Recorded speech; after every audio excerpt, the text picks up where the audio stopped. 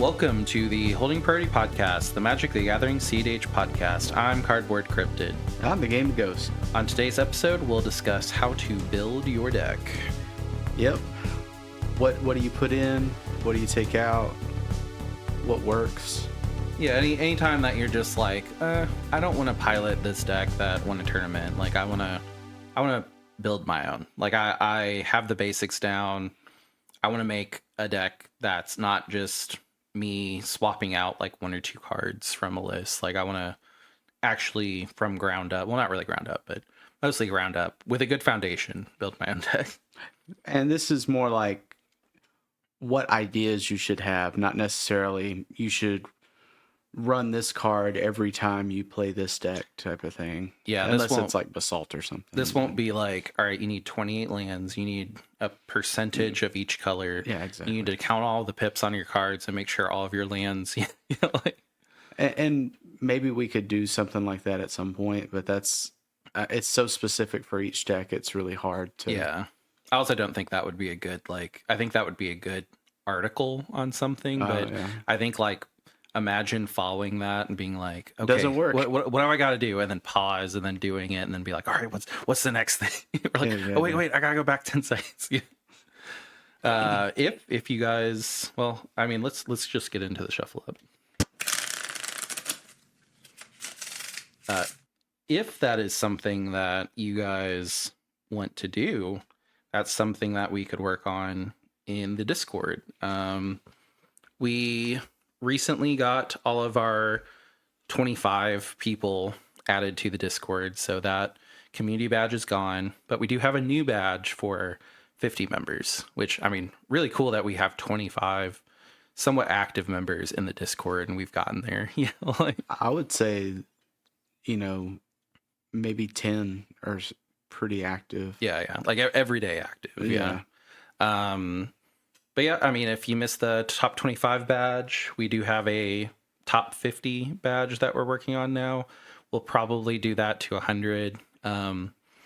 If we get more than 100 people, that's a great problem to have that we'll answer then. If you notice that the beginning of this podcast is a little different, that is because we have new music. That was something that we kind of asked for help with from the community, and they came out with a lot of support. So we have music at the beginning. Thank you guys that donated, that helped, that steered me in the right direction. And thank you to Kyle for making the music up. It sounds really good.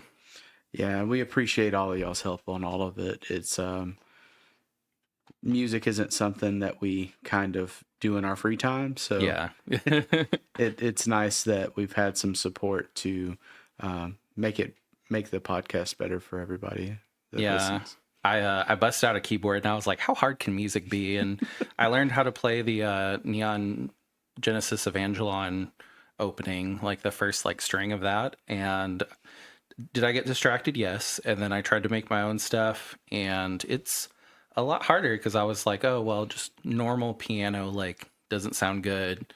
There needs to be multiple strings, and you need a header, you need background music, you need a beat. I was just like, I cannot think in terms of this. I have trouble playing Guitar Hero, so I was like, I gotta outsource this.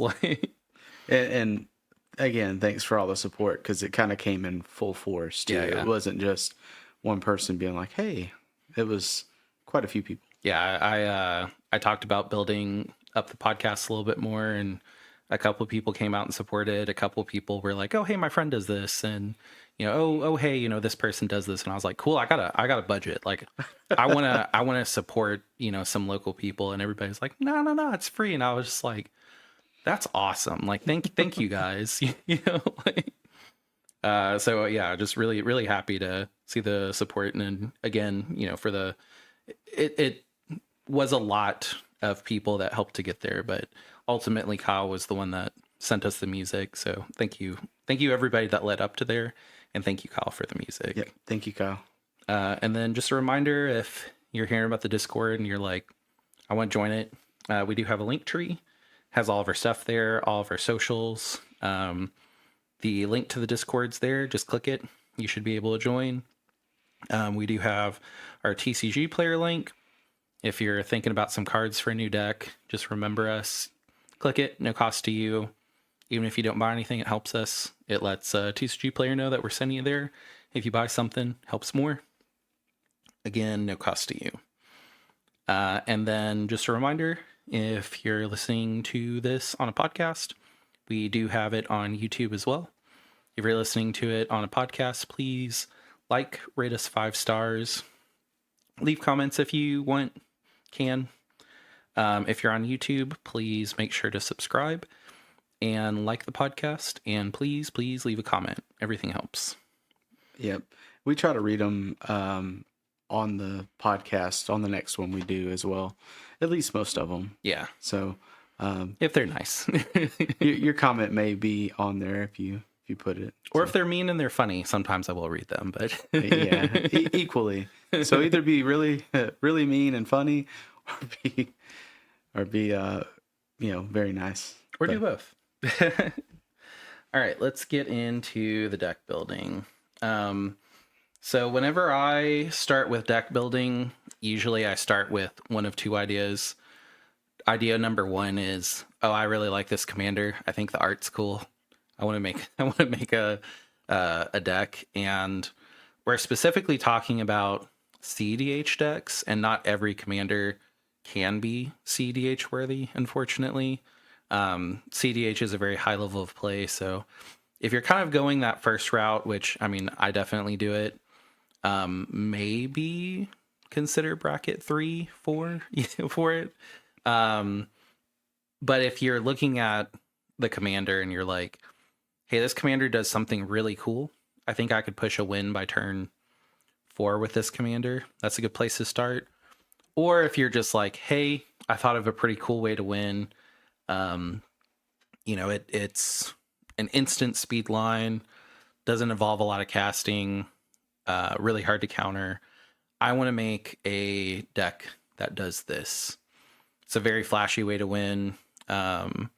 And at that point, you can find a commander for it. So 2 different ways. You either start with, this is the commander that is really good that I want to build a deck around, or this is a win that I think will kind of elevate me to the top of a tournament because no one will expect it. I recently built a deck for Tamiyo, the flip Tamiyo. That's a 1 cost. And really it was, I want to play a 1 cost commander. It's cool that she's 1 cost and she's 2 colors. Also, there's yokai on the card art. I think that's cool, which, this is not a way to do this well, just FYI. But the more I looked at Tamiyo, I also figured out that there are a couple of spells that draw a card. There's 2 2-cost spells. One of them is a bite that target creature deals damage equal to its power to something else, and each opponent gets a poison counter. And then there's another one, and that one's called Prologue to Phyresis. That's draw a card, each opponent gets a poison counter. And both of those are instant speed 2. And then we recently got Radstorm, which is 3 generic and a blue, instant, proliferate storm, which I thought was really funny. So the idea of the deck was basically just, Tamiyo lets me play these cards, put these cards from my hand to the graveyard on her other side, or I draw half of my deck, and then I'm able to just kind of go off from there. And then the backup kind of flashy one I thought about was, if at any point I give each opponent a poison counter, and people start casting, if all they have is that initial 1 poison counter, if 8 spells are cast and I have 4 open mana, I can win at instant speed. So anybody that tries to do like Underworld Breach line, I would just be like, okay, cool. Keep going. All right. How many times do you do that? 30. Well, that's cool. Radstorm. They're like, well, I can counter 2 or 3 copies. It's like, that's great. It's like 10 poison counters kills you. So it was kind of a cool way. Like I've pretty much none of my decks win at instant speed, and I was kind of wanting a deck that could easily win at instant speed. Like I definitely have like ways of winning at instant speed on top of each other, but I mean they usually start with born upon a wind, or they start with a card that I need to begin it, or like sacking E-Zone. And I was just like, no, I want like one that natively just wins on top of everybody. So I thought that this was cool because there's not very many combos in CEDH that you only cast a couple of cards and win. I mean, Thassa is a good example of you cast 2 cards and win. But yeah, that's kind of where my journey was starting a new deck, and kind of like where I got the idea for this. So, if you're not deck build inclined, no worries. I'm not a really good deck builder. I'm more of a better pilot. My initial thought is to pick a good deck that you like, and then look at the top, you could say 10 of the is it EDH top 16? Yeah. And see what works. I look for common cards.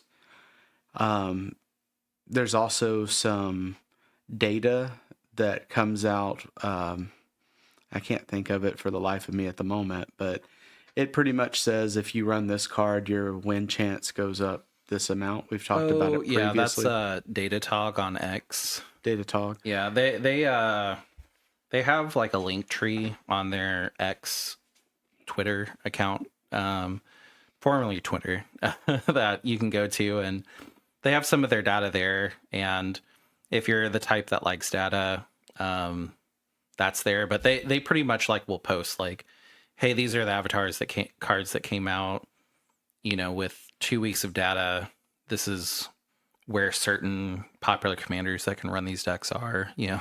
What's their win rate? Yeah. Increase, etc. If this card is in it. Yeah. That being said, there's different ways to go about it, and I do think that me and Cryptid kind of take different outlooks on deck building.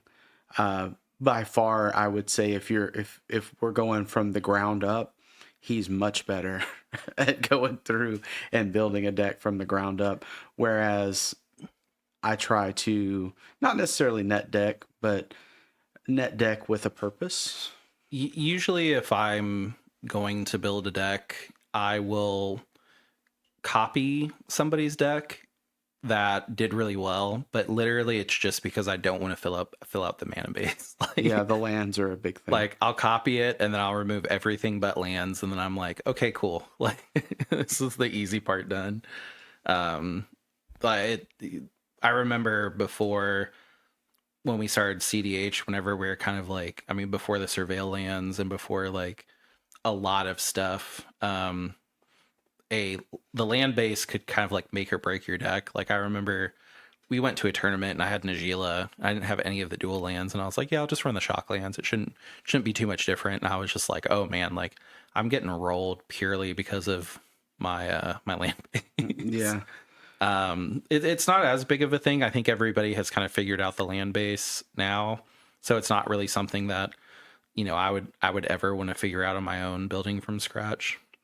But other than that, it's mostly just like I take the deck, I gut it except for the lands, and then I just kind of build the staples on top of it. I will also say that, just because I go with similar lists or pull a list and then kind of make it my own, there's a lot of testing as far as gold fishing hands, and I try to play as much as I can to see what I like and what works better for me. It's kind of how I figured that Necro Potence wasn't something that I wanted to run in my blue farm. Oh yeah, it screws me every time. Yeah. Don't get me wrong. Yeah. There's players that are really good with it. I just personally hadn't taken the time, and the tournament that I was going to be running, which, we'll probably go into that here in a second, wasn't, it was within a few days, if not the next day. So I went without it. Yeah. But yeah, a lot of practice goes into it. Do your goldfish hands as well with that, just to see what it looks like in the net deck way.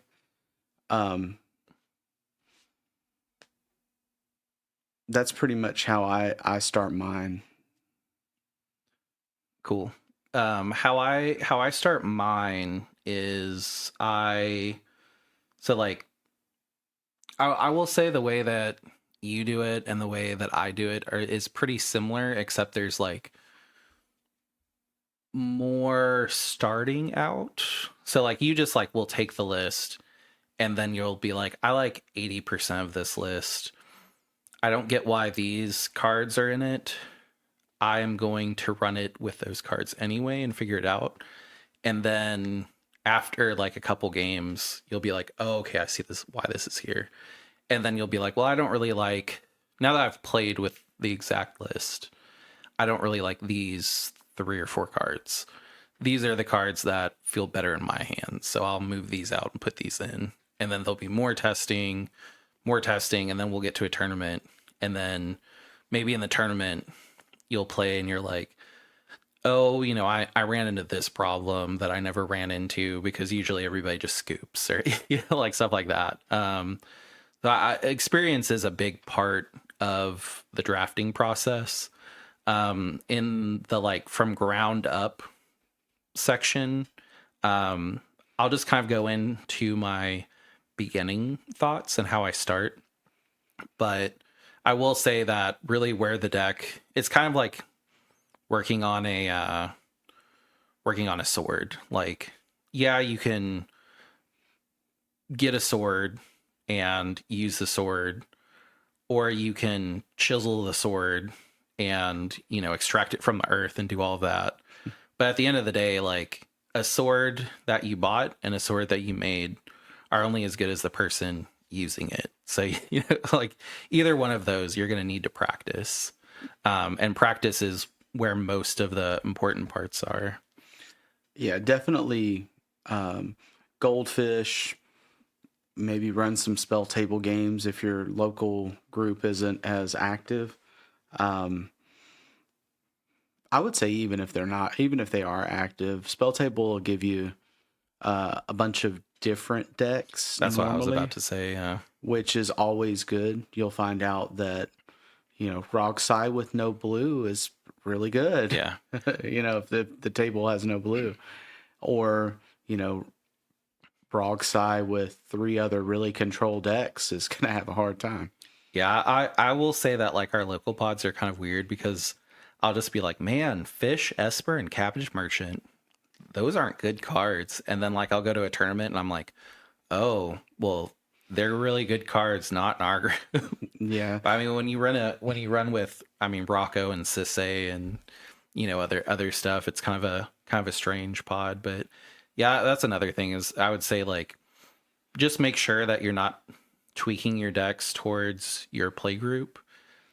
And a good way to check that you're not doing that is by going on Spell Table and being like, okay, let me play some random people. Okay, I got really used to playing the same 3 decks over and over and over again. Like, yeah, I should not be building just to beat those 3 decks. Yeah. So, mentioning that, I would tell myself over and over that nobody runs oof. They should. It's a great card. Well, we have a person in our local group that runs oof quite a bit, and I heard that they're very nice and very cool. until oof hits the field, then. But no, it's those cards are really good. It's just the chances of me seeing it. I don't want to build against it because I won't see it enough, if that makes sense. Yeah. I mean, other than just having Into the Flood Mall and an in general pickup card, Yeah. I don't want to specifically run a bunch of destroy creatures or do some, that's not necessarily something that's going to happen. But being said, it's having the knowledge that I've played multiple decks on spell table and otherwise, knowing that out of 100 games, the only person that runs it is not likely. Just put in Amphibian Downpour. It's a great card. Stops I use that commanders. too. Yeah. That was kind of our just in general, like once you have the deck crafted ideas, I think we kind of got ahead of ourselves a little bit. Yeah. So I'll go back to like, this is how you start with deck building. So the way I start is, like I said, either this commander is really cracked, like really broken, or I have a new idea on how to win, that I need to make like a deck around. Whenever you start making your deck, make sure that you're picking one way to win, and then make sure you can realistically get there in 4 turns. Like if your win, the way you win is just like, oh, well, I do this and I do this and I do this. And then, once I get to 12 mana, I just win the game. It's like, well, yeah, Godo gets there. Rocco, 7 mana gets there, like that's not the best way to win. Like I remember back in the day before Obnixis got a lot of its toys, Obnixis was like, oh, okay, well, if I cast Obnix and then I cast this 5-cost enchantment called All Will Be One, and then if I just do 1 damage, I go infinite, and as long as nobody can remove my commander and no one has protection from everything, and it was such a long way to explain how I won that I was just like, this isn't good, and I think like that's really one of the biggest thing is like when you explain what your deck does and how it wins, if it starts a story that takes 5 minutes, that is not a deck worth building, Yeah, it's not simple enough to be quick enough, if that makes sense. Yeah. Very rarely do decks that are very complicated in the wins make it. There is some, but it's rare. Yeah. But pick that one way to win, and then make sure you can get there in 4 turns. It's okay to have a backup win, maybe 2. But when you think of like Underworld Breach, or sorry, I was naming the win con. When you think of Blue Farm, how does Blue Farm win? Blue Farm plays Thassa, plays Underworld Breach, preferably Underworld Breach, because that's a little bit harder of a combo to disrupt. Like it's a better combo than Thassa, and Thassa is just kind of well, I've got so many counter spells, and I've got the combo, I might as well try it. Or the board is so crazy, let me try to. This is my window. It's like there are so many stacks that I'm just not gonna get through. There's there's like stacks where I have to pay extra for all my spells or stuff. I'll just cast these 2. Best case, it gets through. If it doesn't, this is what I was trying. Or like, let's say Kennen. I think Kennen is the most complicated win deck in the format. Because like when you look at Kennen, and I think everybody like that's listening to this, like kind of pause this for a moment and ask yourself, how does Kennen win? And I bet you, I'm not going to say that you don't know, but I bet the answer is going to be, oh, well, Kennen just gets out Basalt Monolith. And it's like, no, that's not it. Does that win? No.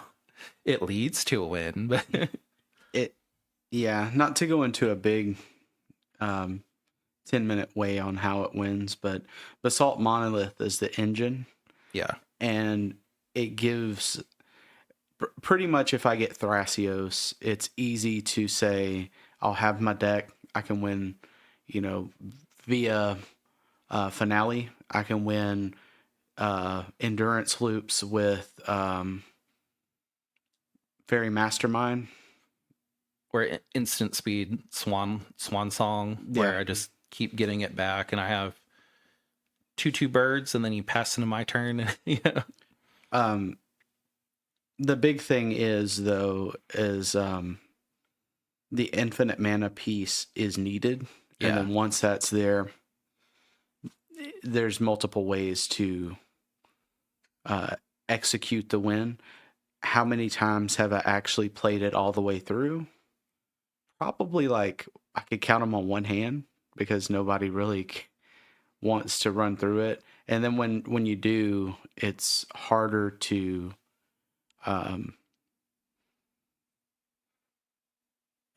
articulate usually at that moment. You're like, well, okay, you need to do this, you need to do that.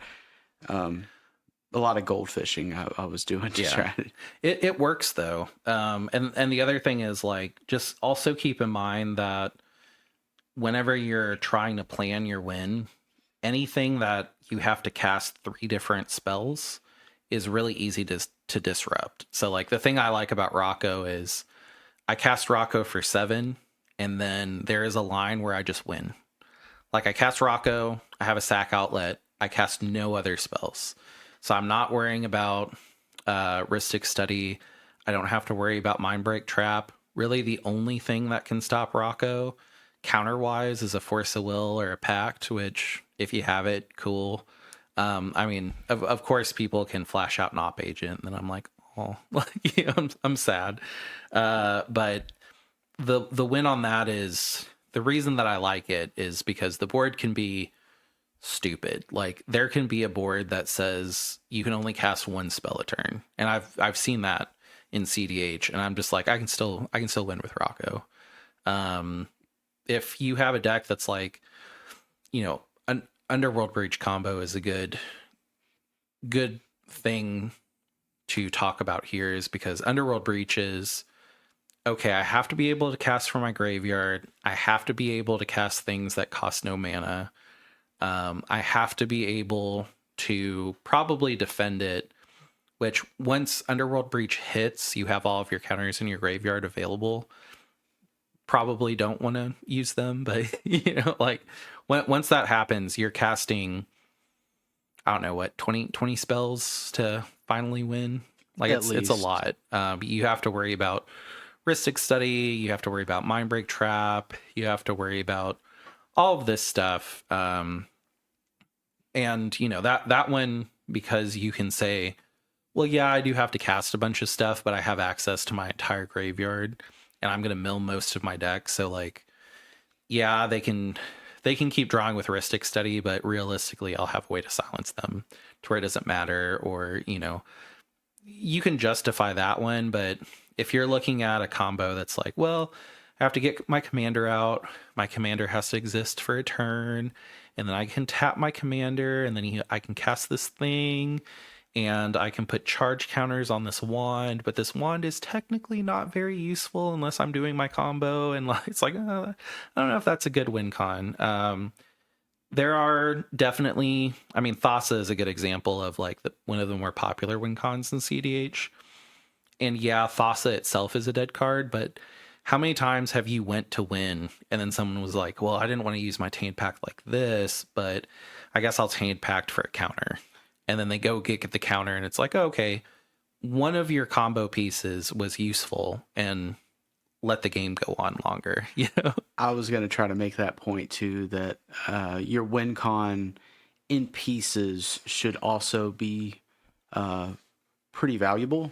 Yeah. I mean, for instance, even in Kinnan, Basalt by itself with Kinnan is very valuable. Even if, all you have is the flips, you could be like, okay, well, I have 3 lands, or 4 lands, I'll do 2 flips a turn. We'll just see. And I mean, the flips, it's 5 deep, right, for Kinnan? Yeah. So you can look at 10 cards in your deck and hope one of those is a Thrasios. Like, that's pretty good odds. Like, Yeah. Or, like you said, Tainted Pact is I'm not even going to say consultation. This is just a personal thing, kind of like oh Necropotence. yeah, However, yeah. It'll be at the bottom if I consultation. if I consultation, we're Directly just on half. top and I lose, or at the bottom and I still lose. Or every other win con is gone. Like Yeah. I've done that multiple times. But anyway, Tainted Pact is a lot safer. It's a very good example of, okay, well, I need to get something. You have the option to exile it as you look at it. So let's say you think that you're running out of your Thassa win, like it's no longer an option, and then you pull up your Underworld Breach is your next card. And you're like, well, I can't. If I exile this, there's no way for me to win here. I mean, I've also seen people Tainted Pact and be like, I'm gonna go try to get a counter, and like completely believe that was their intention, and then they hit a Born Upon a win. They're like, actually, guys, I'm just gonna win right now instead. Yeah, I'm gonna try. Yeah. Yeah. But having those options, I like to call it your cards can do and or. Yeah. So they can win and or be useful. Don't ever believe anody that says it's a value breach. However, it can be. This is a value to say. Like, oh yeah, no. To say ability. I'm just gonna value to say once. No, I can go search my deck for a creature that can stop this guy. I can definitely stop this by winning before they. Yeah.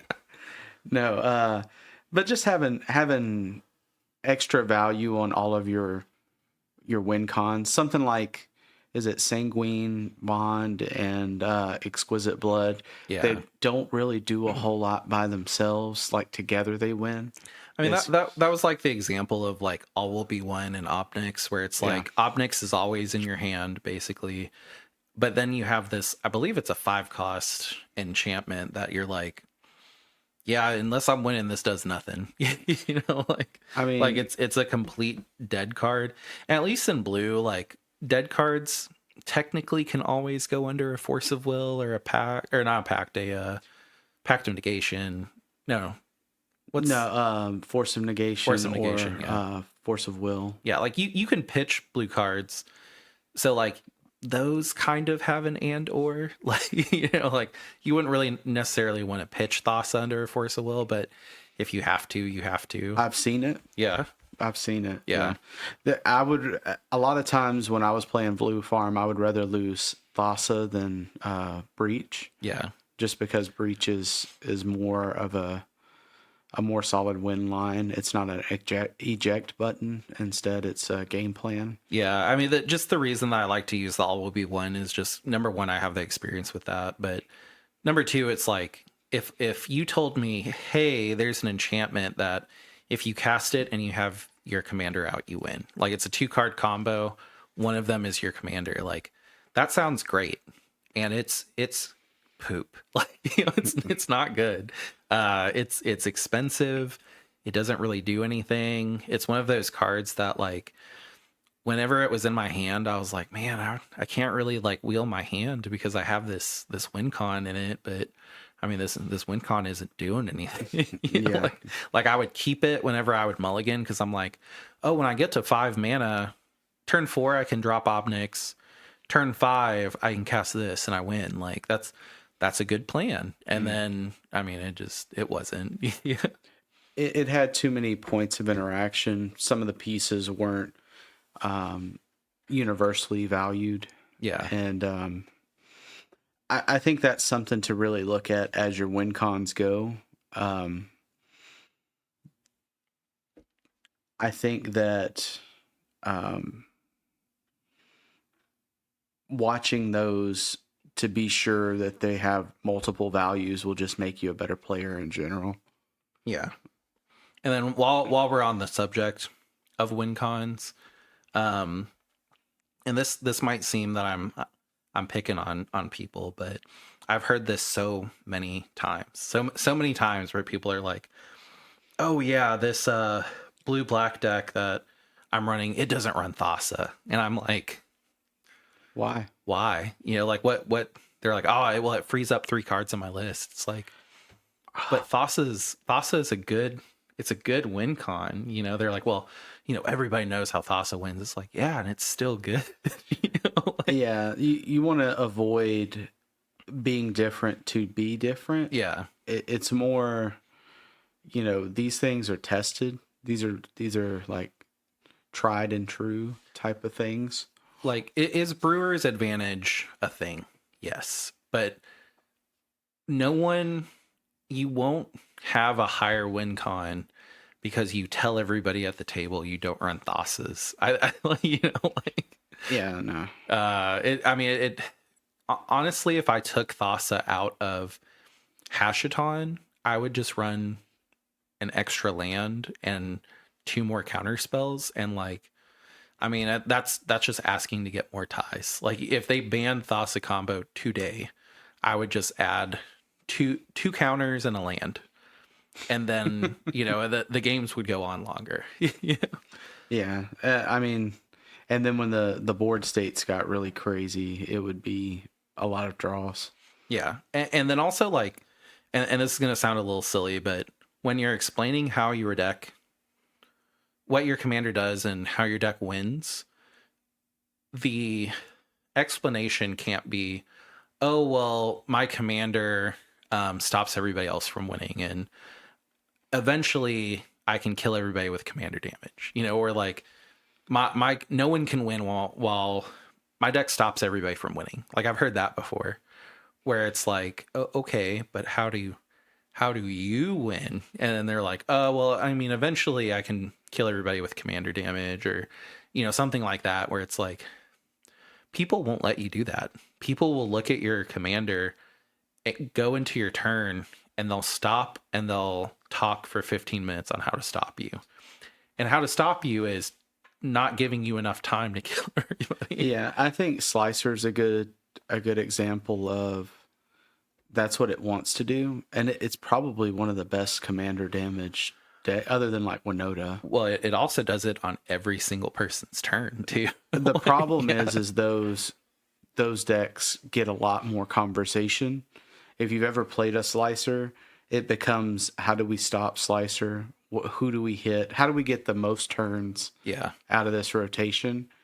And then it's who can build faster and like pretty much wipe out everybody else. Well, also too, it's oh, hey, who's running a food chain?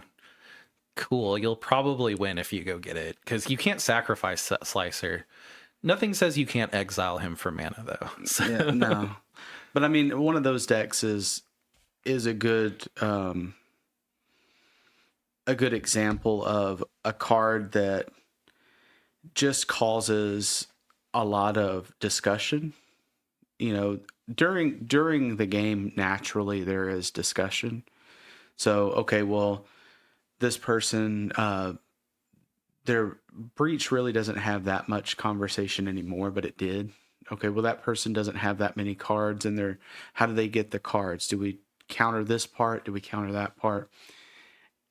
And luckily, you can be like, okay, well, I want game actions done. If you're the player, don't ever forget that. But yeah, I've had to do that a couple times where I'm like, hey guys, like, we've been talking with no game actions for 10 minutes. Like, I'll give us 2 more minutes of talking, and then at that point, I think it's time for me to call a judge. That way, like, you are kind of like drawing the line, but you're not being a butthole, you know, where you're like, judge. It's like you're giving them expectations of like, hey, I see what you're trying to do. Whether you're trying to do it or not, it's affecting my win.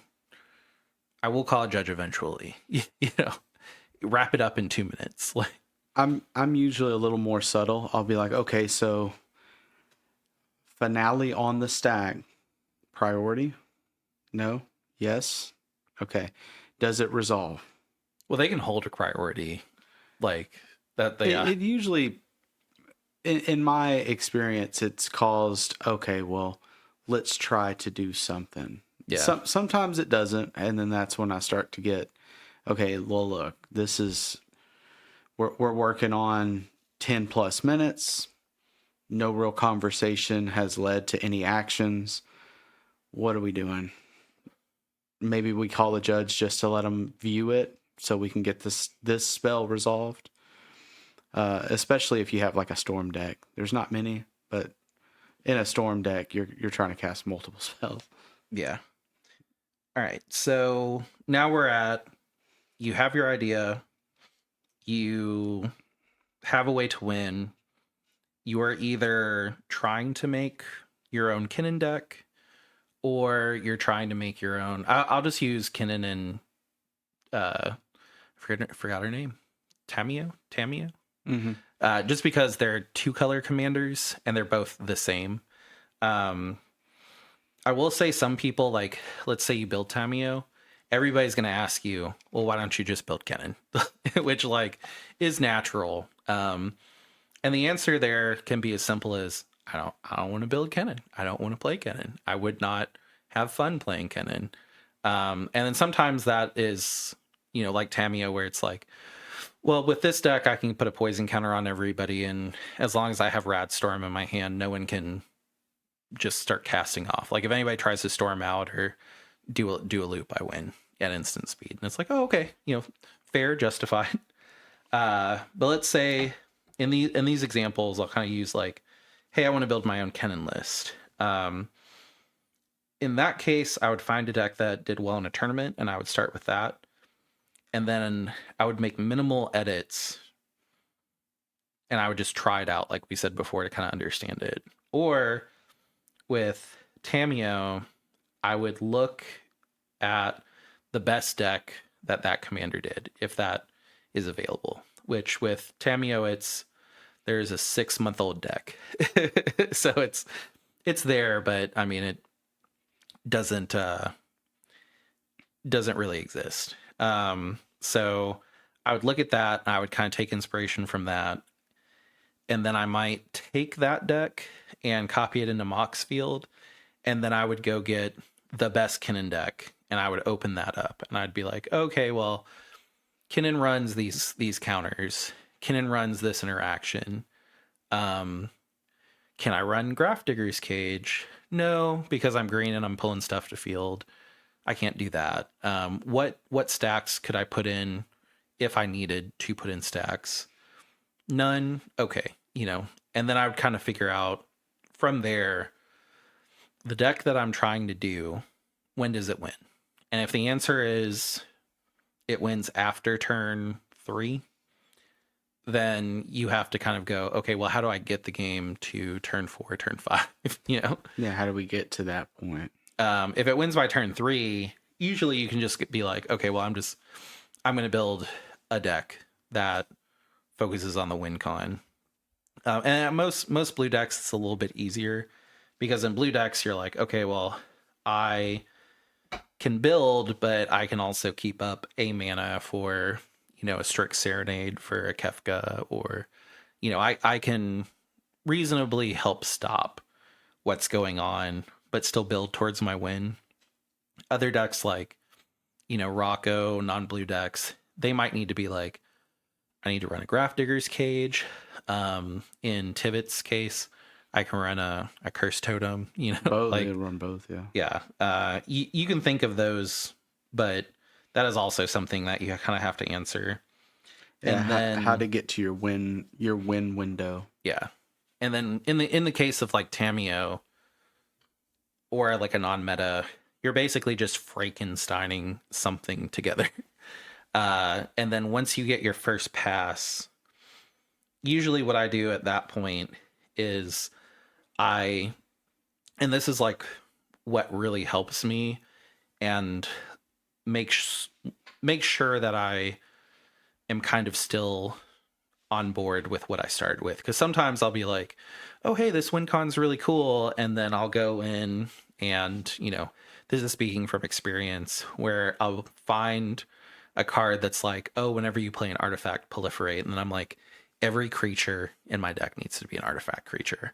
Full artifact synergy. I'm going to throw Urza in. I'm going to it's like Urza and Cabbage Man is really cool. So like, oh yeah, let me work with this. And there's this creature that every time an artifact enters, I get to look at the top card, and if it's a land, I get to draw it.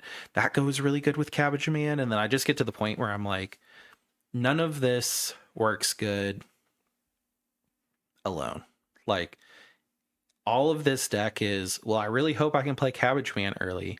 And if I can play Cabbage Man, I've got all of these things to back them up. But if I don't have Cabbage Man or Cabbage Man gets removed, my deck falls apart. And that's, Cabbage Man isn't even my commander. Or like, okay, so, I built my deck around artifact proliferation, but again, it's a 3-cost creature that I have to get. And if that card isn't in my hand, I have all these artifacts that don't really serve much purpose.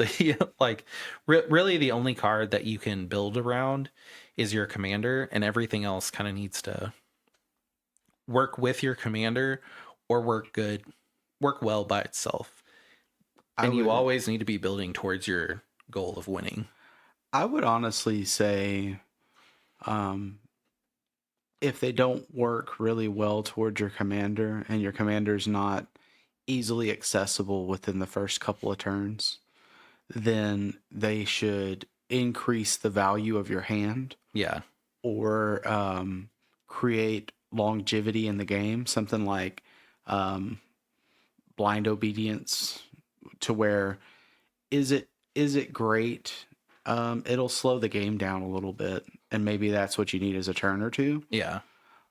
Or in blue, you'll have Wan Shi Tong that gives you card advantage. You'll have Remora that can give you card advantage. You'll have Ristic. Yeah, and like those specifically, like draw is really easy to justify because it gets you closer to your win cons, and then it also helps you stop people more. And then in artifact heavy decks, it's also mana. So it's like everything you want. I would also say, not to get too far off, but to be leery of cards that Snap is probably a good example. However, Snap is such a low value that it's worth it. But there's another one. What is it? Is it Peregrine Drake? No, to where it'll untap your lands. Oh, yeah. I mean, Cloud of Flares is a 2-cost that untaps 2 lands. Yeah, things like that are good. Now they use, a lot of people use Cloud of Fairies as a blink target to constantly do it, right? Or is it? I think it's Ouroboros. I think, like, just to be simple, your example of like Snap E-Witness is good because it's like, okay, well, why doesn't every deck run Snap E-Witness? Because you snap E-Witness as long as you can replay E-Witness with Guy's Cradle for 5. You go infinite green because you always untap a blue, replay replay E-Witness, and then you go infinite. Like, why would Tamayo or Tamio not run that? It's like, well, I don't have an infinite mana dump. Like, yeah, infinite mana is cool, but like, if I just go infinite and everybody's like, okay, what do you do with it? And then I'm like, oh, pass. Like, that's not great. Or like, even if it's like, okay, well, I go infinite mana and then I can drop my Seedborn Muse now. It's like, in that exchange with Snap and E-Witness, couldn't you have just cast like, it's weird to look at these like staples in other decks where it's like, well, Kinnan likes it because Kinnan just needs infinite mana, and Kinnan kind of outvalues to an insane amount with infinite mana, and in most cases will just win. But like, with Tamio, you get infinite mana. Like, what do you do with it? Like, yeah, it's a cool combo. It doesn't win. I was more in the cards that you pay one. What is it? What is the treasure card in red? I can't remember. Is it Strike It Rich? To where you pay 1. Oh, you pay 1, you get a treasure, and it flashes back for 3. Yeah, something like that. To be leery of stuff like that unless it really synergizes with your commander. Just because fluff for fluff's sake doesn't really matter. Yeah. Like that card is good in Niv Mizzet because Niv Mizzet needs a lot of colors to be cast, but that card would not be good in Rog Thras because Rog is free, Thrasios is too. Like, why would you invest? Like, a card slot is much more important than people realize. So why would you invest a card slot into that if it's not paying dividends like way later? You know, like, And pays it at any point in the game, pretty much. You know, I'm real big on curve and mana value. you're real big on curve. Yeah. You like curve? I like the curve to be useful. Oh, it's useful. But anyway, This is a family podcast. when we first started playing, that was the big thing I would argue with our local pod is your curve is too high. Can you say mana curve? Mana curve is too high. I'm like 13. The mana curve is too high in that deck. You need to lower your curve, otherwise you're not going to be able to cast anything. If you get too excited, you might have a pretty high curve, but But we're talking about cantaloupe slices for the younger listeners, how they kind of curve. yeah, just a Yeah. little bit. Cantaloupe, Only slightly. do your homework.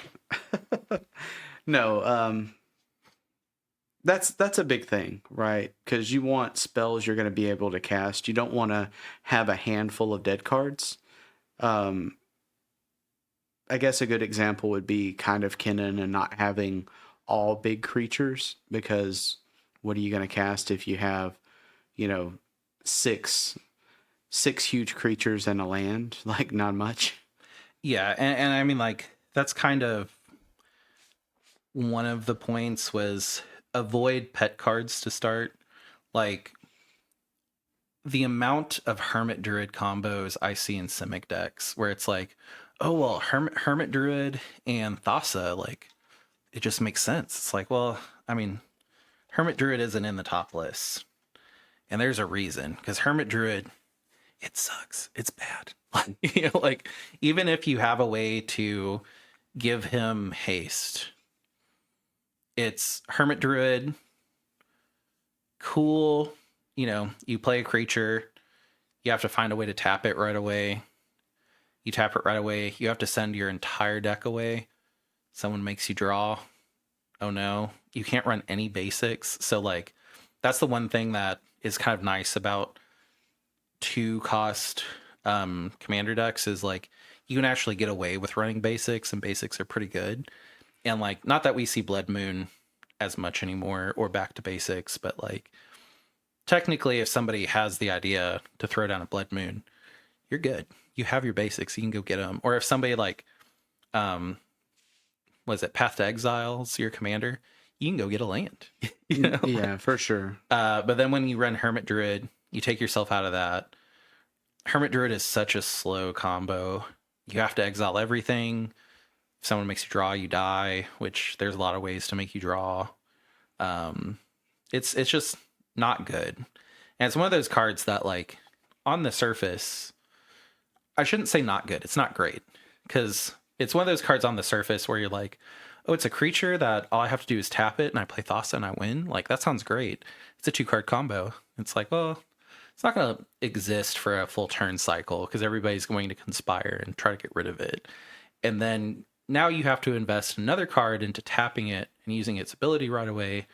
So you're running something bad like Concordant Crossroads or, you know, Haste Boots. You know? And, you know, at that point, I would just make sure that I've seen Hermit Druid in people's decks, and they've been like, and I've asked, like, hey, why is Hermit Druid in your deck? And they're like, well, it's a good card because it does this. It's like, but if your deck is just made of good cards, your deck doesn't win.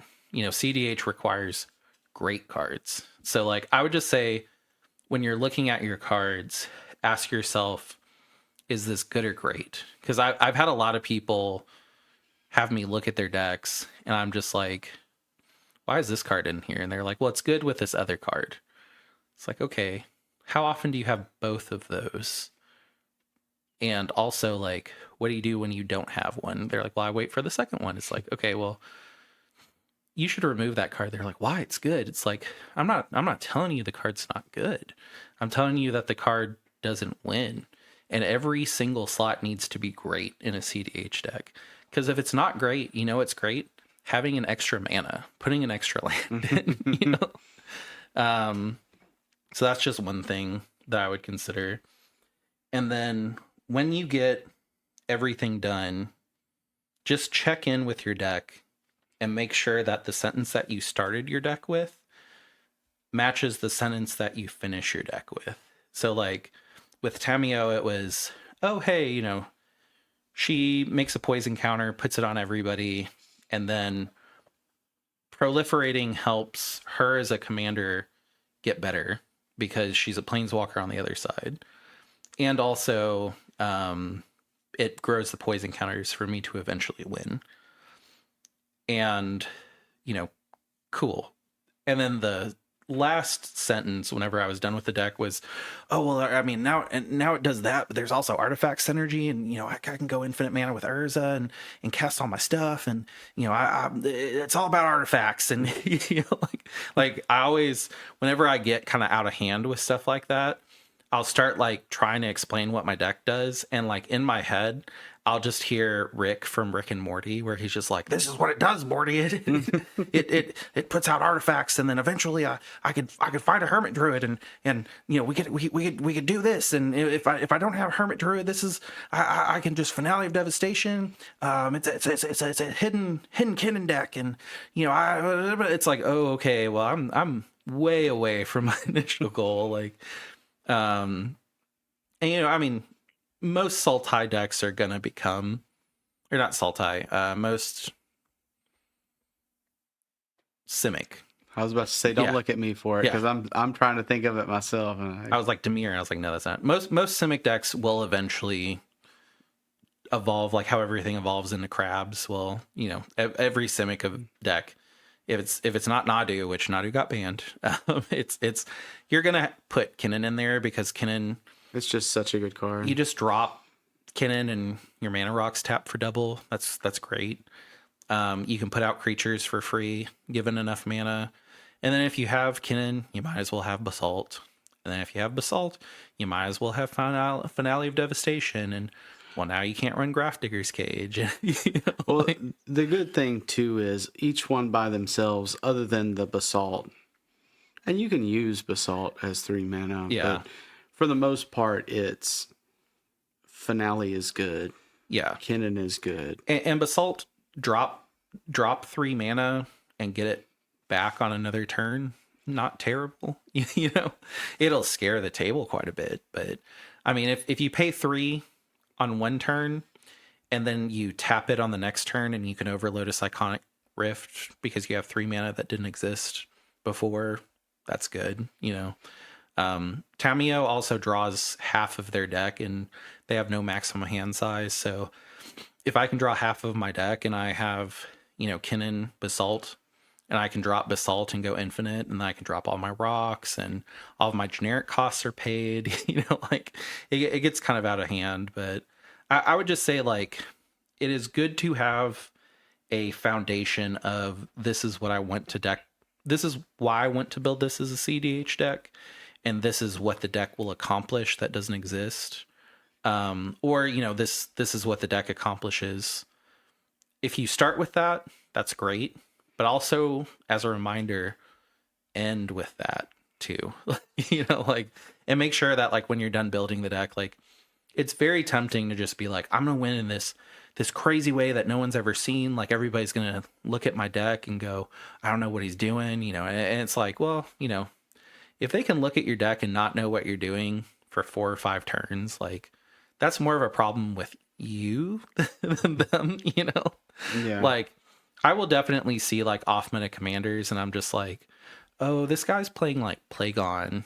You know, this guy's playing Plagon in 2026. Like, what is he doing? And then they'll do, I'm not going to say nothing, but, like, they won't really be pushing a win for 4 or 5 turns. And then I'm just like, oh, okay, I don't really think I need to worry about this. Like, do I know what they're doing? No, but I also don't really think they're winning either. They're also not gonna be competing for my win window, which is good. Yeah. And then just to kind of wrap up, like we said before, once you finish your deck and you still have that very clean, like, I looked at my deck, every card in my deck is great. There's nothing that exists by itself where it's like this card's only good with this card. Um, if you have cards that you just draw during Goldfish and you're like, oh, this is a dead card, like, maybe take it out. Moxfield, if you're using that, they have a really good considering tab. And I will say that when I'm building a deck, I will probably have more cards in the considering tab than in the actual deck. Because I'll play the deck, and if I'm like, this card was a dead draw, like, I could never cast it, it just got stuck in my hand. I'll move that card to considering, and then I'll find something that is in the considering that I'm like, actually, this is a better card than this, and I'll push it up. So it's always kind of like a side deck that you can use, and that way, like, you don't have to remember the card name, because I don't know if you can tell from this podcast, but like, there are so many CDH cards to remember, and I just can't. I'm old. I can't pull them up anymore. So there's times where I'm like, oh man, what is that card that's just like a Phyrexian mana that lets me look at people's hands and draw? And then, like, I'll try to search it in Google, and I just feel like the oldest person in the world being like, hey, Google, what is that Phyrexian mana cards? And like, I'll just go to considering, and I'll look at sorceries, and I'll be like, oh, Phyrexian probe. Okay, cool. Get yeah. probe. Get probe. Yeah. Gitaxian probe. And I don't have to be that old person asking the Googles. And also, like, the moment I take a card out, like, the moment I take a sorcery card out, I'm like, okay, well, let me look at the 20 cards I have in sorceries. Oh, hey, I actually took this card out. I think that needs to go back in. And then I'll put it back in, and then I'll Goldfish like 2 or 3 games. And I'm like, yeah, I actually got to cast that card pretty often whenever it came up. Like, that's a good swap. Just doing stuff like that. And then also just remember that when you're Goldfishing, you're assuming most times that every single one of your spells resolves and there's no stacks pieces, stuff like that. So don't get too deep into Goldfishing. Make sure that you're doing a spell table game. I'd say, like, if you've Goldfished 10 to 15 games and not gotten a real game, like, take a pause, stop Goldfishing, go play on spell table, see if you can get a group together and play. And then from that, the entire time you're playing, like, of course you're playing to have fun, hang out with your friends, but keep analyzing yourself and going like, oh, okay, well, when I Goldfish, this card was really good, but in actuality, every time I cast it, everybody tries to stop me. Like, this is never going to resolve. Stuff like that. It's a high threat level. And there might be times where, like, you just think you have a really good idea for a deck, and then you go and you play, and you just get trounced, and you're like, I don't even know where to start. Like, I was just getting beat. There was no, like, obvious, like, hey, this is where I messed up. This is how to make it better. And I would say, like, your first day out with the deck, like, don't feel bad. I think one of the things that I always kind of take away is every time I build a deck, I'm usually missing like 4 or 5 cards. Yeah, some same. of them I write in Sharpie, but some of them are just like bulk that I add in to make sure that the deck is playable. And then usually, I mean, like, this is a sign of respect from my friends, but it also, like, hurts my feelings. Whenever I sit down and they have a deck, I'm playing a new deck, there is no like, oh, hey, Aaron's playing a new deck, like, let's let him figure it out. It's, oh, Aaron is playing a new deck, let's poop on him as hard as we can. Like, we can actually get some wins in against him now. Cool. And I mean, I get it. I also, in the moment, I'm just like, man, this I wish they would let me practice a little bit, because this is new and give me some leeway. But then I think about it and I'm like, a tournament's not going to give me any leeway. Like, people in a tournament will just be like, oh, this guy doesn't know how to play his deck, free win. So it does kind of like help. But I'd say if your first day out with a deck, you're still figuring stuff out, and people that are like fine tuned on their deck, they beat you a bunch. Cool, as long as you see some possibility in the deck where you're like, oh, I made these couple plays, and like, even though I wasn't good in the deck, like, I got close, or I made a real impact on the game, and while making an impact, I didn't feel like I was just stopping everybody from winning. I felt like I was actually working towards a win. I just didn't happen to be the first one that tried, But if you go out and you're just like, this deck was awful to play, I would say, if you guys were in the Discord, you heard me talking about Bant-Ang, to where I could run a bunch of clones. I made that deck and I was like, man, this deck looks good.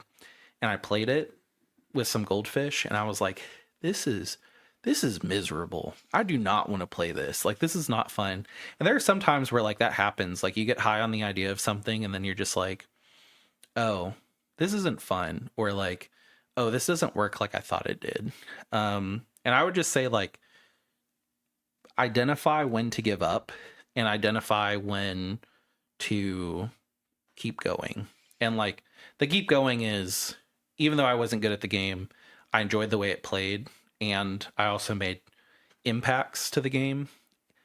And if your impact was, I stopped everybody from winning and I never built towards my own win, maybe go back to the drawing board.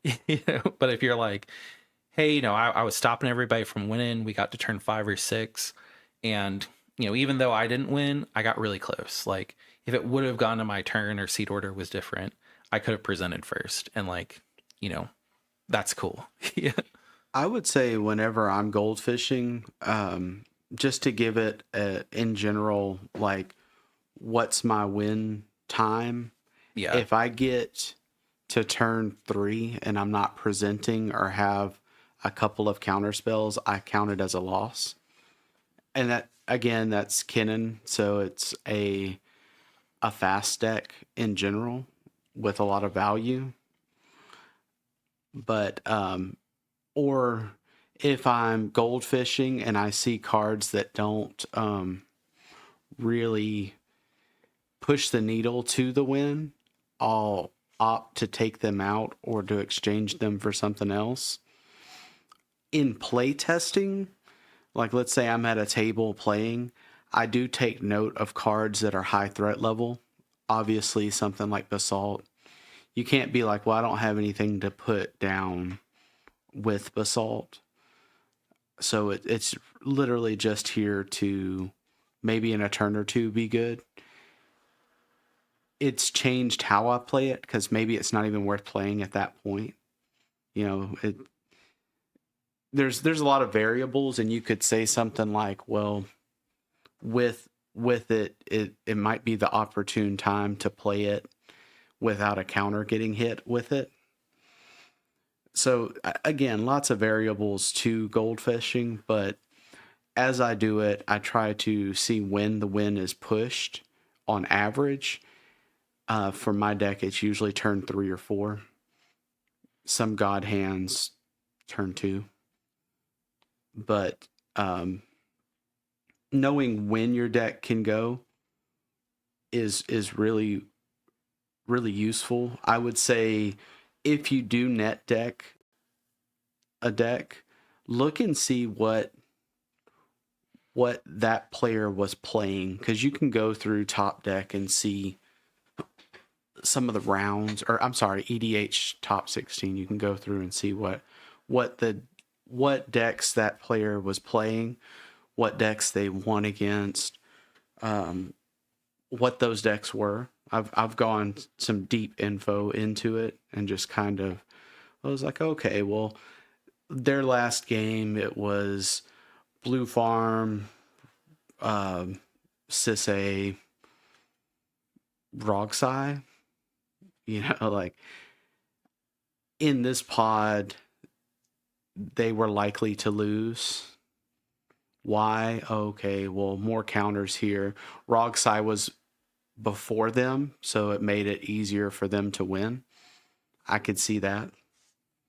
But anyway, and not to go into deep deck tech on that, but I would say give it a lot of gold fishing, and then try to play as many different decks as you can.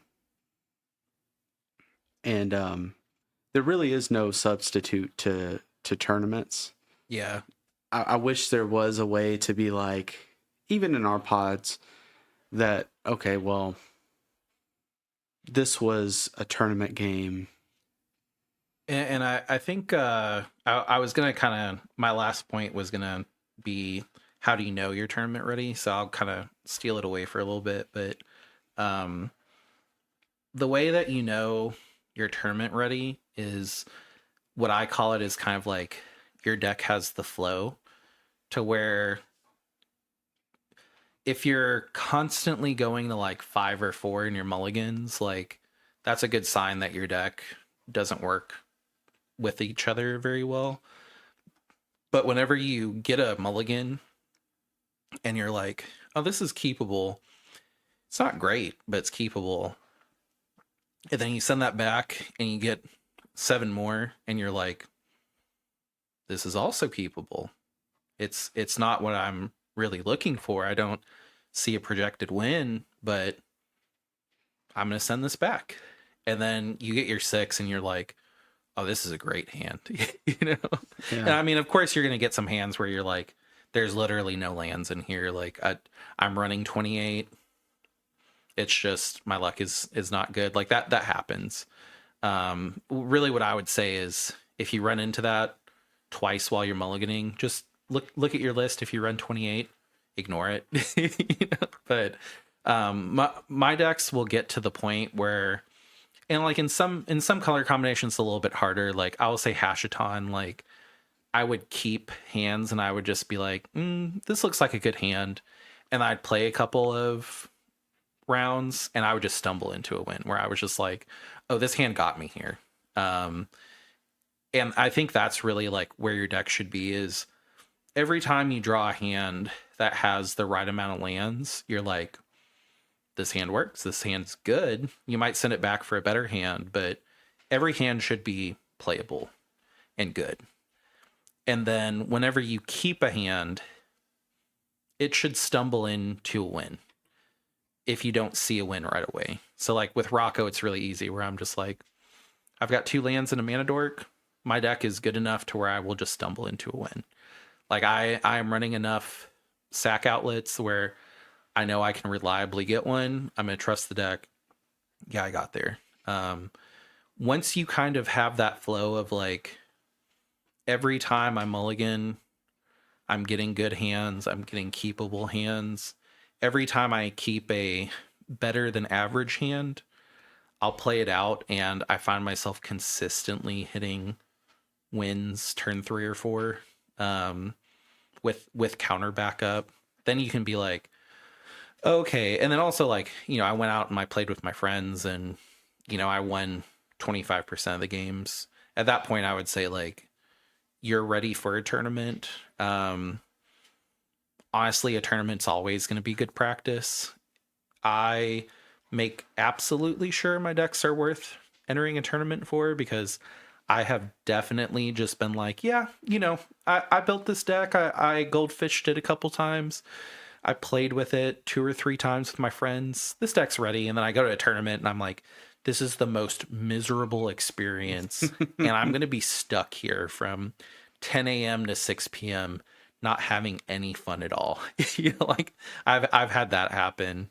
So I would just make sure, like, I kind of call it the flow state of, what hands to keep, that the deck synergizes well, where almost every hand is good and playable. And then once you kind of hit that flow state, then I would say enter a tournament. And then you can go ahead with your tournament. There really is no substitute for playing in tournaments as far as experience. We go as far as to have a timer and all kinds of stuff as far as in our pods, which is useful because, you know, not that we don't like the gathering part of Magic, but we are very competitive. So some of our pods can get very chatty, and it's like, okay, well, do you know what turn were we on? Do we know how long has it been? Did we, where are we at?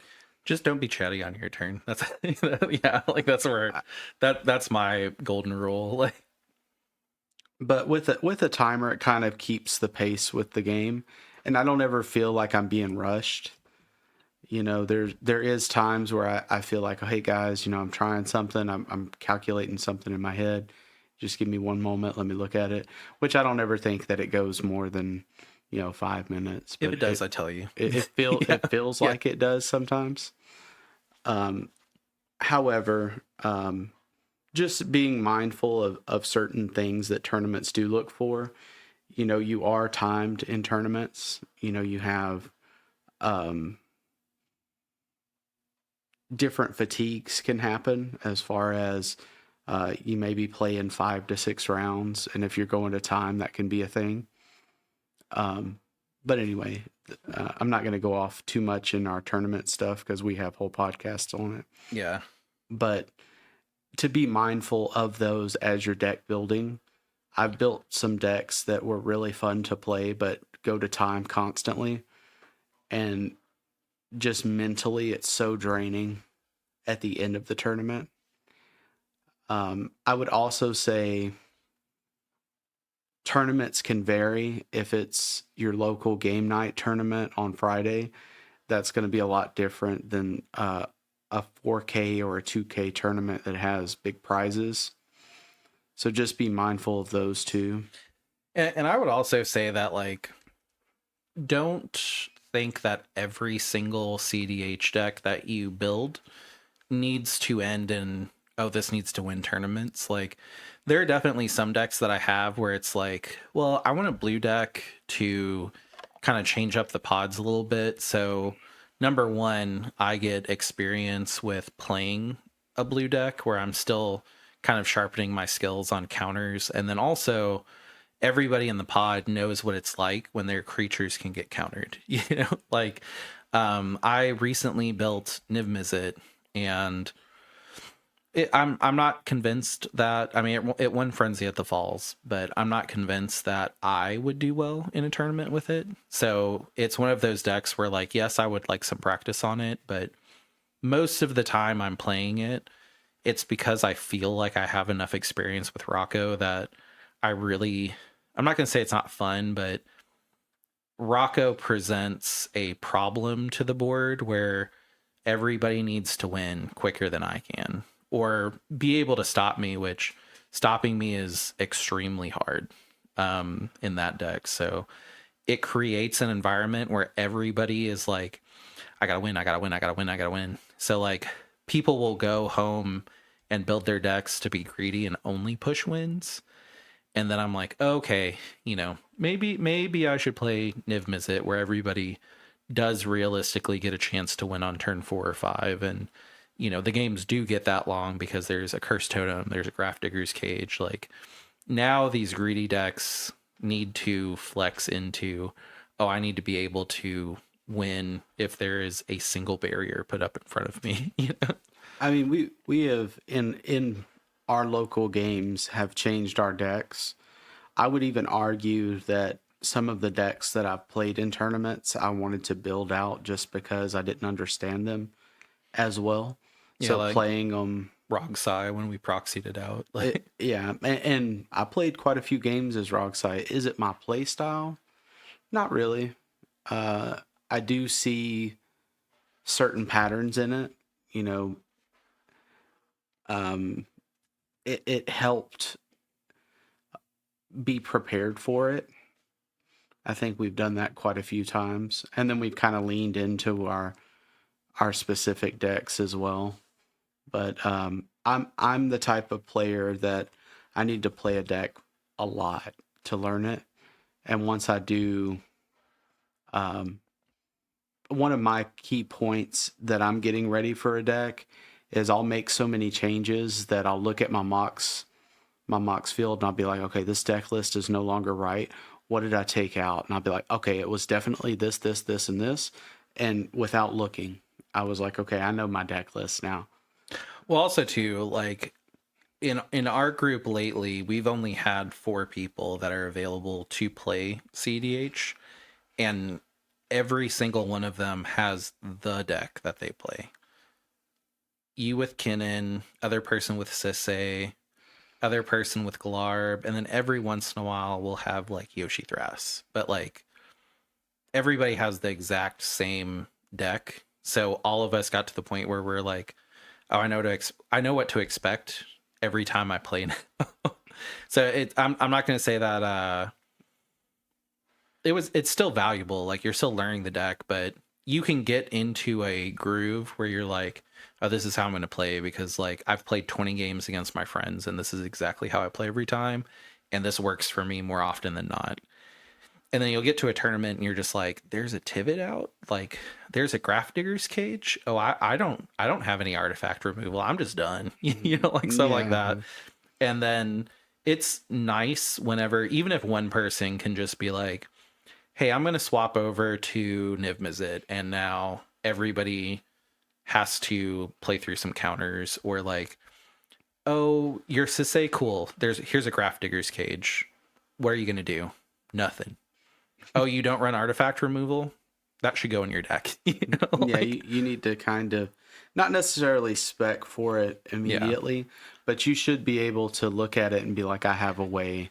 You should be able to at least like be like, well, if I get my into the Flood Maw and I hold it for the opportune time, I can remove it and win. You know, like every deck should have at least one way where you're like, yeah, this is a barrier, but this is a barrier I can realistically get through, and this is a barrier that everybody can run in their deck. Like Graph Digger's Cage, one cost artifact shuts down most of the format right now. You know, like people will start putting it in their decks. We're seeing more Vexing Baubles, you know, like, and there are decks like, I will say Rocco, I have thought about putting in a Braid in, because a Braid deals 3 damage to a creature or removes a artifact. But with Rocco, I'm not there for a long time. I'm there for a good time. So mostly I've still been able to get into top 10, top 16 by just going,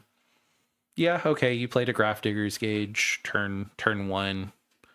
Cool. You know, I'm probably not winning this one. I'll go get an oof and I'll just get a tie instead. You know, like, Yeah. and you know, that's not a bad, it's not a bad strategy. But I mean, understand, I mean, that's another thing where it comes to tournaments, where understand what you can and cannot get away with. And you know, if you're just building a deck and you're like, this will be fun in my pod, I want it to be competitive, and my end result is not necessarily topping a tournament, I just think it would be fun and it would be competitive, like that's fine too. But I mean, be good competition for your friends, still keep working on it and improving it. And I don't know, maybe like, I think Hashaton kind of started like that for me, where I was just like, I want to build a deck where I can look at, you know, 6 to 8 cost creatures and be like, oh, hey, I'm not running green, but I can drop big stompy things. And that was the idea. And then I played it for a long time, and I probably took home more tournament winnings from that deck than I have from Rocco, which I played Hashton a little bit longer. But I mean, that was a deck that was not necessarily going to be a tournament winning deck. It was, oh, hey, you know, I can be unique and fun. And then all of a sudden I was like, oh, I just won $500. You know? Yeah. Yeah. I would say, you know, the threat level of cards, it really only comes with playing games. And, you know, obviously if it's your same local pod, they'll learn more of your play style and be like, okay, well, this person, they're playing Concordant Crossroads. They're getting this more than likely. And does that happen in every deck? Maybe. It depends on what it is. But you definitely have a pattern too. So playing multiple players or multiple different decks and players helps you learn as a player, and it really grows you into a better CEDH player. Yeah. But that's really what I see on it. As far as the deck building goes. Yeah, I think just kind of my last point is this is something that I've seen a lot from other people, and I can kind of do this myself whenever I have a new shiny deck list and I'll show somebody. Whenever someone asks for me to review their deck list, I have no idea what the deck does or how it works. Like, I can look at the list and kind of be like, to me, this looks kind of like junky. Like, this looks like you have a bunch of cards that don't really synergize with each other. But it's really hard to look at a list and go, oh, as an outside party, when you build a deck list and you send it to somebody else and you're like, hey, I want you to review this, like, it's really hard to look at a deck list and review it and not see it in action. So I would just say, like, if you just want to show off your deck list, that's cool. Like, just be like, hey, I built this deck list. I just want to show it off. Here you go. If your intent is to show it off, cool.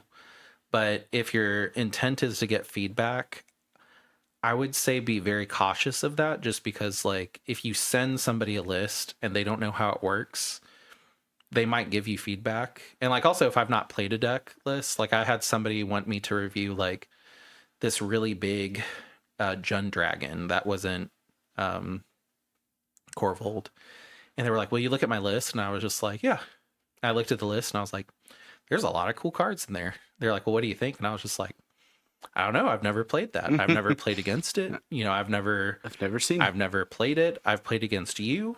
Like, just looking over it, you have a lot of artifact and enchantment removal, and you have a lot of, like, board wipe.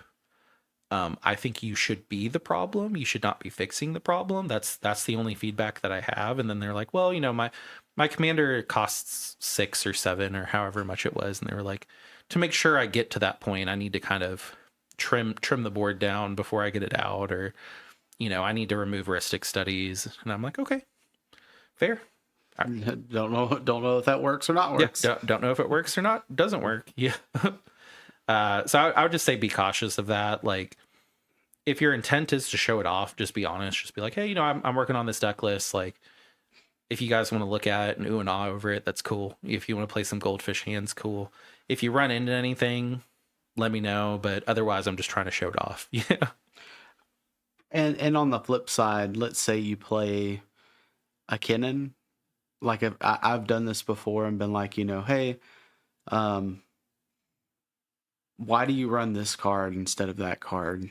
And usually, if it's in a tournament setting, that player can kind of explain it. Usually, it's after I've lost that game to that player, and just curious. But that would be more of a, what do you think, opposed to, look at this. Yeah.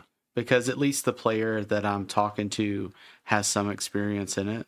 Well, I think for me, the biggest feedback that I get from my deck lists are, hey, why are you not running Intuition, Gifts Ungiven, and Necropotence? And the answer is, I don't like them. Every time I resolve a Intuition, I just don't know what to do with it. Like, unless I'm running Underworld Breach and I'm blue farm, I just don't know what to do with it, realistically. And they're like, well, in this case you get this, in this case you get this, in this case I'm just like, I'm not that smart. Like, it does not work for me. Yeah, I can definitely see that for sure. As far as I pulled it out of my Kinnan list. Is that the play? I don't know exactly, but I like how it runs better for me. Yeah. Yeah. It's like, maybe at some point I'll become a better pilot, but I mean, it's weird for me to be like, yeah, I'm just not good enough at the game to run this card. And people are like, you've won tournaments. Like, you've won like $1,000 this year. And I'm just like, yeah, I just can't play it though. Like at least I can look at that and go, I'm not good enough to run this, and I'm not going to try. I'm going to put in something in the list that doesn't give me a anxiety attack when it resolves. Yeah, or have me looking in my deck for 10 minutes weighing options, which causes more anxiety if it's in a tournament. Exactly. Yeah. Throws me off my game. That's pretty much all I had to add. If you guys listen to this and you're like, hey, I found this point really good. This is a problem that I run into all the time and you guys didn't address it. Like, what would you do? If your question would be a whole paragraph and would be a back and forth, join the Discord. Yeah, I was about to say, this is a Discord question. Also just leave a comment that's like, hey, I had a question, but I went to the Discord, just because it'll help with the algorithm and stuff like that. If you're on a podcast, just rate us 5 stars and join the Discord. Yeah. Or if you're like, I want to try this deck out, you could join the Discord and see about a spell table game. Yeah. And we also do have a CEDH brewing section that, as I kind of messed with Tamiyo, I threw it in there. Originally, Tamiyo was going to be a mono green cabbage merchant CEDH deck, and I just could not get that working. And this was kind of my evolution of that. And I mean, like, that does happen sometimes. Like, there is some times where I'm like, cabbage merchant is busted. I need him in the command zone, and then I'll try to build a deck, and I'm just like, this either doesn't work or I'm not smart enough to do it. But I think if I add blue, this is really cool. Let me look at Simic commanders. Oh, this commander kind of does what I wanted to do. Cool. Yeah. Yeah. I mean, I think that you would be an expert of playing decks that are slightly off meta as far as into tournaments. If you're thinking about a deck like Simic, the thoughts on Tamiyo are not going to be as aggressive to thoughts on Kennen. Yeah. I mean, everybody will just basically be like, well, why aren't you playing Kennen? And the answer is because I don't want to play Kennen. Because you look at it and you don't necessarily know about this win con. Well, also, too, it's just every time someone's like, well, why don't you play Blue Farm? Why don't you play Kennen? It's like, well, I don't want to go against people that have played Kennen since Ikoria. I don't want to go against people that have played Blue Farm for, was it 4 years now that those commanders have existed? Like, the moment I make a Blue Farm list and I enter it in a tournament, everybody's going to assume that I have 4 years of experience, and I don't. And yeah. I don't want to be held to that, and I don't necessarily find those decks to be fun. I think the only deck that I might find fun would be Kennen, but Kennen gets so much hate where everybody just like, shut that down now. I'm going to blow up all of the mana dorks. Anything you try to do, I'm going to stop, because like, you are running such a good list. I have to have respect for you or I don't win. And I would just get mad. I would just be like, but I'm not good enough. Like, so that's why I wouldn't want to play Kennen. That's the answer. Yeah. Most of my arguments, I find that when I draw, I would have won. So it's like, oh, well, you're right, I guess. Or if you would have gotten the Kennen trigger, I trick binded, you would have gotten into Thrasios. Right? Yeah. It's like, yeah, you're right. Yeah. But no. Deck building is kind of a recipe in and of itself. And sometimes what works for you may not work for me, type of thing. I would say these are good tidbits to kind of put in your pocket and say, okay, well, this might be a way to do it. Maybe I should goldfish, more. Maybe I should look at this deck a little more. It looks like every time this person loses, it's with these color combinations. Why is that? There's different things. And if you're thinking about building your own deck list, and if you're not taking the deck and like swapping out like 3 or 4 cards, like if you're truly making your own deck list with your own commander, or even taking a popular commander and playing it in a different way. Like, I know I played Thrasios Timna that was more like enchantments based, and it's a lot of trial and error.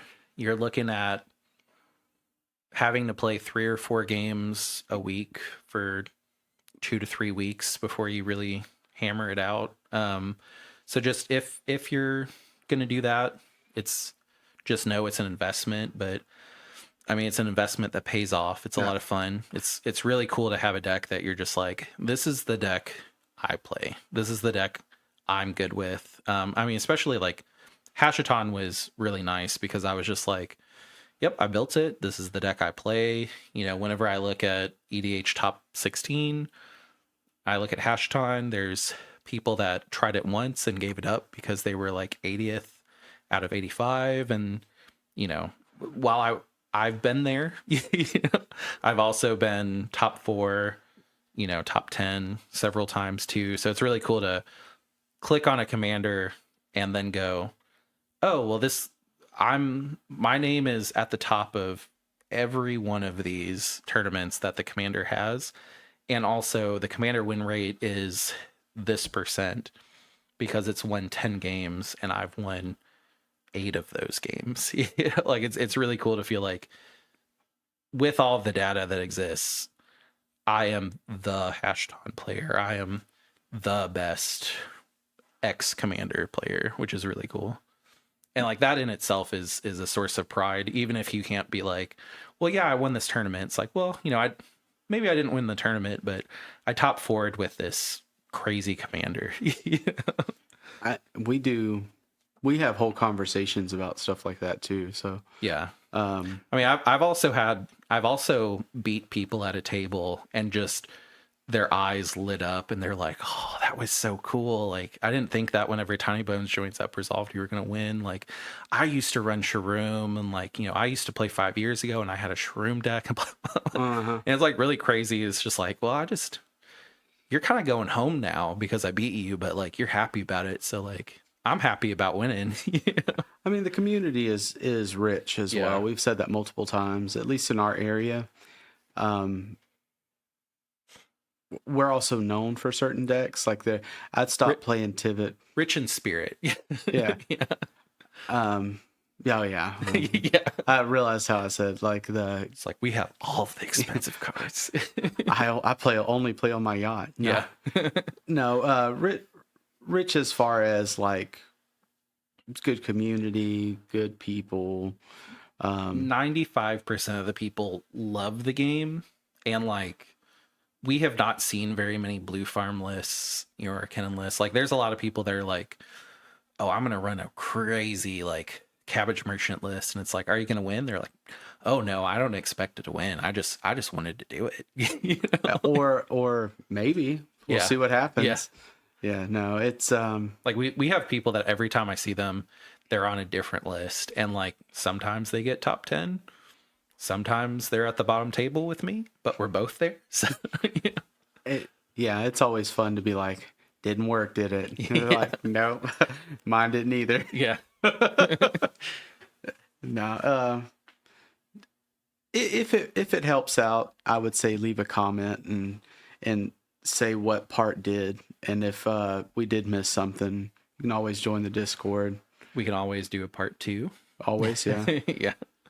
After this, I think we will have a lot of card reviews. I know that when this comes out, most of the Lorwyn spoilers will probably be out.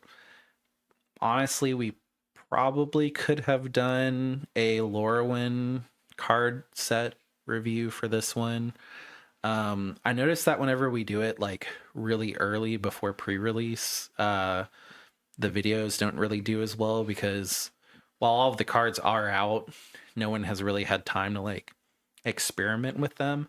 And while I will say, even though we don't have time to experiment with them, our reviews are like spot on every time.